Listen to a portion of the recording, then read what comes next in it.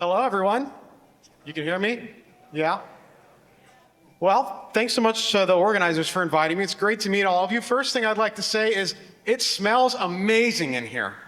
It's just wonderful. You know, it's the combination of body odor and cologne that you only expect from a hackathon. So wonderful to meet all of you and exciting, to be speaking to this crowd. Yeah, first of all, my speech is like the least interesting thing that you guys are going to be seeing today. Congratulations to all of you on an incredible event, and to the organizers for a wonderful hackathon. I know that this is a huge amount of work to put on, so let's have a hand for them.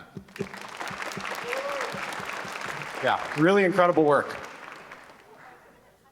Getting into it, let me tell you a little bit about me before we go into the content of the talk. So, I'm a bear, go Bears. I was born in Berkeley. Then I moved to LA later, grew up there, and then came back. Came back for my PhD in machine learning. I fell in love in Berkeley. My future wife, my fiance, is sitting in the audience right here. We met as part of the PhD program. And I started my company as a quintessential Berkeley company with a group of students and collaborators and professors here. So Berkeley has given me a lot. It's an incredible place. I have a lot of love for it. And I'm excited to be here speaking. So now let me tell you a little bit about LMArena, which is the company that I've been working on, as a research project through Berkeley for the past couple of years, and now newly as a startup. So I'll show it to you via demo. If you go to LMArena.ai, this is what you're going to see. It's just a chat interface. I'm sure you guys are familiar with these, given it's the AI hackathon, right? And if you type something, you can say, hey, what are some good ideas for an AI hackathon? Keep it concise and give me 5. We'll see if any of them parallel things that you guys came up with. Okay, so it says an accessibility tool, a medical symptom journal, a code review, and then I'll say, which one would win the real Berkeley AI hackathon? Okay, and we'll see what happens here. Just a quick It's thinking and it says, okay, the AI-powered accessibility tool. So you'll see these are 2 anonymous LLMs sampled from a pool, Assistant A and Assistant B. And then for Assistant B, which I'm going to choose because it's a little more concise and I like the mental health tool, that was Claude 3.7, it'd be Claude 4.0. Now there's 3 valuable pieces of data there that we use to construct a leaderboard based on this. There's the prompt, there's the 2 responses, and then there's the actual human vote. And you'll see what we do is we use regressions like Bradley-Terry regressions and so on to turn this into a leaderboard. The number 1 model right now is Gemini 2.5 Pro. Then you get into O3, the last version of Pro. The number 6 model is Claude Opus at 1419. The score higher is better. It's basically a pairwise. It's like a reward model if you guys use those. And then there's also different categories. There's creative writing, there's coding, and so on. And then we also run certain controlled regressions on it. So if you want to understand, hey, which model's best for me, and I don't care about style, you can remove style control. The style control is a filter that we put on to say, can we disentangle style and substance, only show the style? And you'll see it has a big effect on the leaderboard. Like when you take away the effect of style, Claude goes up quite a bit. Now, it's not just text that we do, it's also image generation, image editing, and other modalities. I'll do a fun one here. So I'm going to go on the internet and find a picture of the Chancellor Lyons. I'm going to put it in there and say, put his tongue out. And we'll see what happens. We'll see what it generates. So it's thinking here. I'm sped it up. Oh, nice. Okay, so on the left, it's wonderful. It's beautiful. Scooby-Doo tongue. Okay, or taco tongue. Taco tongue is also good. But I'm going to choose the one on the left. Okay, and then the identities are again revealed. So you can see it's like a blind force choice testing platform for the purpose of evaluating AIs. Now another thing, because you guys are hackers, you guys must be familiar with tools like Replit, things that are gonna, allow you to build an app in however many seconds instead of coding it yourself. Now this is a Replit arena, we call it Web Dev Arena, that we built here. And it was actually built by, I think, an alum of this program, Aryan Vichare. They're saying, yep. And so it's like, it'll pop up 2, and then you can choose between them. I said, make a hackathon submission. This one's a little weird. It's not exactly a submission. It's more like a website. Okay, it's got the prizes. Okay, I can't find my talk in there, but that's all right. Alex Johnson, CTO of DeepMind. I don't know who that is. And the buttons don't exactly work. They'll take you back to the top, but it's okay. At least it compiled, so I'll click right is better. That's where we're at. So if this tells you anything, your jobs at the moment are safe because neither of these websites or submissions is really good. So can an AI win Berkeley Hackathon? Probably not. Now, the platform that I just showed you, it's a bunch of AI evaluations across different modalities: text, image generation, web development. We also have red teaming. We have in-context coding, like a Copilot arena. And it's been run, it started as an open source project at Berkeley. It started just as a bunch of students working together. And after 2 years, it's grown into a pretty large platform. It's got more than 1 million monthly users. Over 150 million conversations have happened on the platform. About 1 to 2 million more conversations every week happen. And it's a trusted leaderboard by basically all major model providers. So we work with all major model providers to evaluate their models, sometimes pre-release, sometimes at the moment of release. That includes the OpenAIs and Googles and Anthropics, the Mistrals, the Metas, the XAIs of the world. And you might have seen LMArena online. It's kind of a, we're active on Twitter, and a lot of people are, generating conversation about it. Now, the question is, how did we get here? How did LMArena become what it is? And how did it grow out of the open source project that it was, a bunch of PhD students working together, into the platform that it is today? And where is it going? And the first order answer to that question is it started in a hackathon. Okay, so what happened is that some students at Berkeley and Berkeley Skylab were working on this open source chatbot, Vicuña. That was one of the first open source chat-tuned LLMs. And in the process of that, they realized, hey, how are we going to prove that this LLM is actually any good? How are we going to prove that it's better than other offerings that are out there, or even non-chat-tuned things? And what they realized is that a lot of it is subjective. The LLM is interacting with the human, and so you need human evaluations in order to tell what's happening. And so that's the birthplace of LMArena. And you can see that's the first tweet about it in April 24th, 2023. It says, introducing Chatbot Arena. We've released Vicuña, and there's all these other LLMs. Come try them in one interface. And I initially approached the project, I was doing machine learning. I was doing statistical theory and stuff like that. And so when I saw this project, I was like, hey, what a cool opportunity to develop methodology, new statistical methods in order to try and address the problem of evaluation in the world of LLMs. It was exciting to me, and also I liked the people, and it was like, hey, I have a little bit of time on my hands. It was referred through my PhD advisor. Why not spend some time doing this wacky side project? And so I first met with my co-founder, Wei Lin, and Jan Stoika, and we filled up 3 whiteboards filled with, just math problems, statistics problems that, we weren't necessarily developing new things, but how are we going to take all these votes and turn them into a regression? How are we going to construct the leaderboard? How are we going to form the confidence intervals? And 2 years since, now I spend all my time running this platform along with a wonderful team. Now, a hackathon is not enough. After the hackathon, the project went, ooh, and there weren't as many votes. There was just some initial interest, and then look at the plot. It's you start in May, you go to July and September, and the curve is down, guys. That's not this is not the hockey stick that we were necessarily anticipating.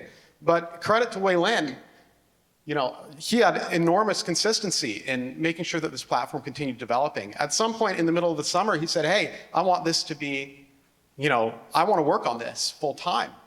And he started adding models, improving the platform, tweeting about it, increasing the distribution, every day, little improvements. And I joined him around that time too. And then, that led to a little bit of growth. Then we were like, hey, let's take it to the next level. And we started living together. So we moved in. This is Wei Lin's birthday, last year. And along the way, it wasn't just us. It was a huge group of Berkeley PhD students and undergrads and master's students that were working on this platform as it continues to grow. And you can see the spikes there. These often have to do with competition. So we were at the right place, right time. as, maybe it was just ChatGPT at the beginning, but once Meta got in the game and Anthropic got in the game and so on and so forth, interest in comparisons and evaluations skyrocketed. So that's the way, the curve grew and grew and grew and grew. And we also started pre-release testing models. Our community loves seeing new models before anyone else. And so they come onto our platform with code names. I don't know if you remember, I'm a little GPT and that whole debacle, but that happened on our platform. And it was amazing. That's the other spike in traffic that you see there. And since last year, we've continued to grow it and improve it. Now, another question that you might have is, why did LLMArena even resonate? I showed you the polished version of the platform, but the early version of the platform that we built was a research prototype. It was a Gradio app. And credit to Gradio. Gradio, I'm sure a lot of you guys are way better at interface design than we are. And the Gradio app that we had allowed us, from a research perspective, to take the platform from just an idea we had in our head directly into code and scale to millions of users. And then only recently have we transitioned into Next.js and all these frameworks that you guys are probably using for your hackathon. But why did it resonate? Why did, despite the fact that we're not exactly the world's best consumer product people, why did this turn into, such a phenomenon? And I think that for that, you need to zoom out. We're in a new age of software. Software is changing. Unit tests are not enough for us to evaluate our software anymore. Because the way that our software works, you have humans inputting these super subjective prompts, asking you to do things that maybe don't even make sense, they're not precisely defined. And so ultimately, at the end of the day, because they're interacting with humans, you need humans at the other end evaluating them. The space of things that you're doing is too broad. It can't be just ImageNet, like classify, or MMLU, I'm gonna look at multiple choice question answering. You need to have something that goes beyond and captures the diversity of uses, that LLMs are being subjected to on a day-to-day basis. So this leads us into LMArena. With static benchmarks, the way they work is you look at a vertical. I'm going to collect a data set, and then I'm going to test the model on the test that I come up with.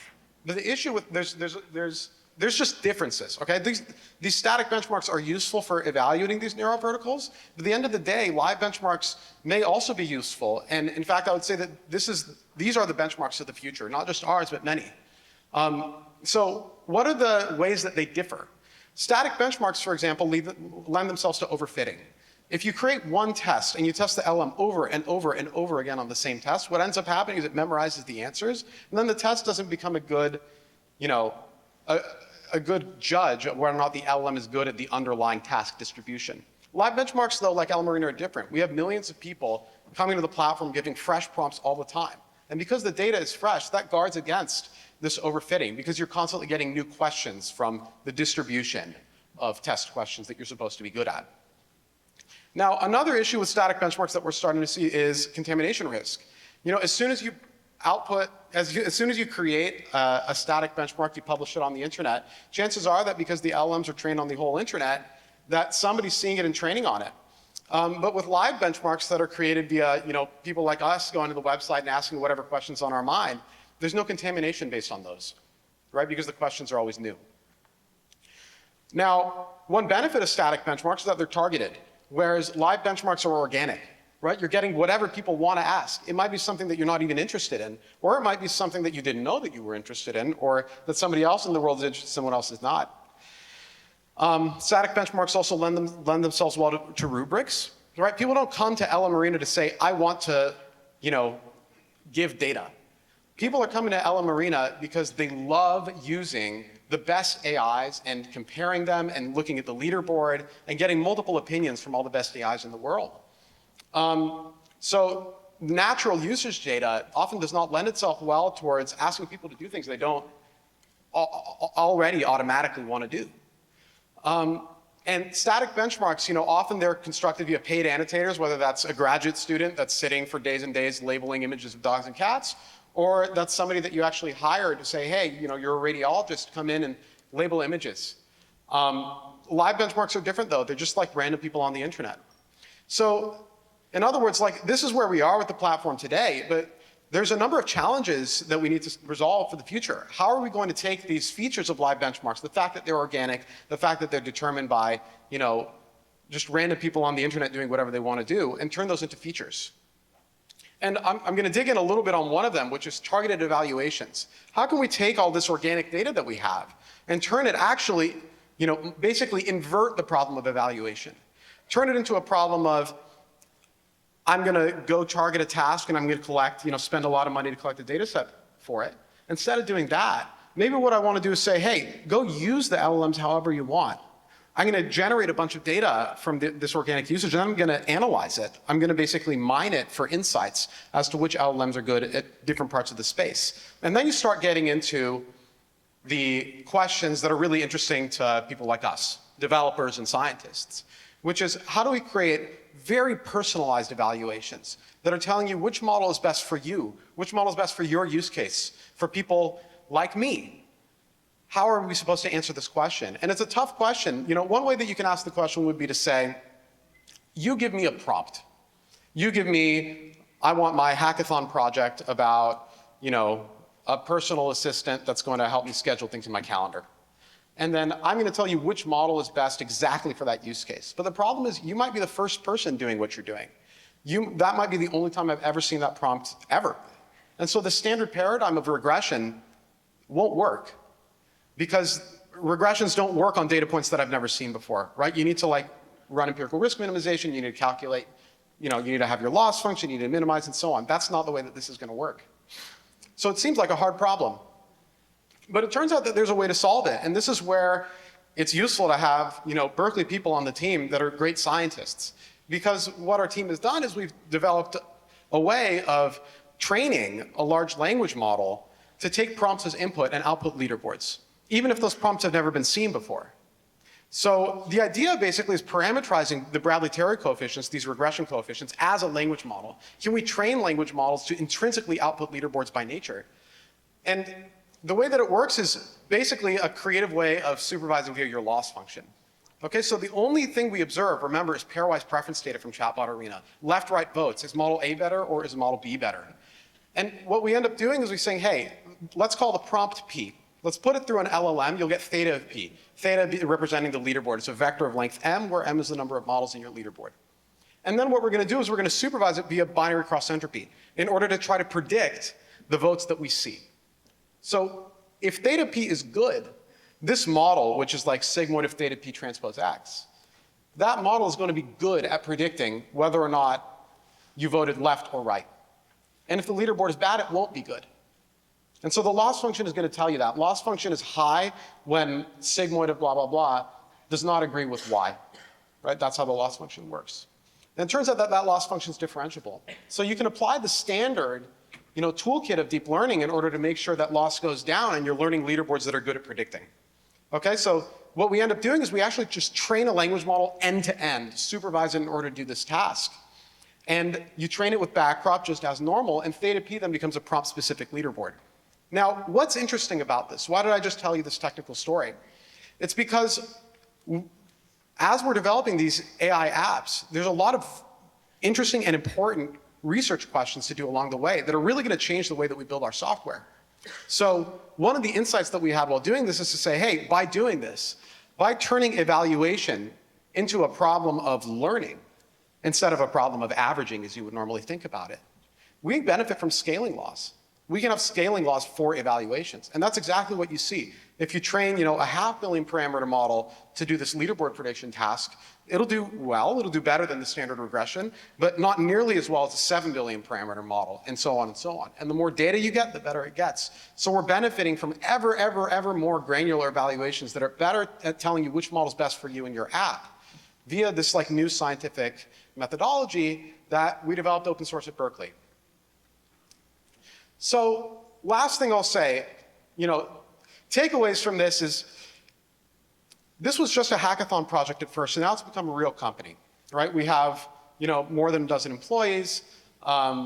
We've raised money, more money, more problems, of course, but things are off to the races. Now we have to demonstrate that this platform's useful. We have our 1 million users, our community that we're digging into. The first thing I would say is you have to stay consistent. If you looked at the plot I showed you earlier, the platform almost died. And it would have died if not for, Wei Lin and others supporting it along the way. So if you come out of this and you build your hackathon project and you say, hey, I'm not going to maintain this, it will die, and then nothing will come of it. But if you do maintain it, who knows? It might go dip down and then come back up, just like ours did. The second thing I'll say is just find the best team. You know, one of the things that we're really proud of is that our team is built of like pretty low ego people that are looking for people better than them at every task. Willian and I know that we're not the best consumer product people. We know that we're not necessarily the best at UI. We know that we're not the best at backend, but we need to find people that are better than us at this. And in fact, you want to find other people that are continue to create this low ego environment where you guys are building a team serving a greater mission than yourself, right? So go take your hackathon project, go find the best people in the room, work together on something that's going to become greater than the project that you built over the last couple days. And the last thing I'd say is keep adapting. The world's going to teach you how to change, right? You have to listen to the feedback the universe is giving you in order to continue improving the application that you guys are building. So those are my 3 takeaways from my project. And you know, your mileage may vary. It's not like we've had massive success yet, but we'll see where it goes, and looking forward to hearing from any of you on how your projects, you know, go to the moon.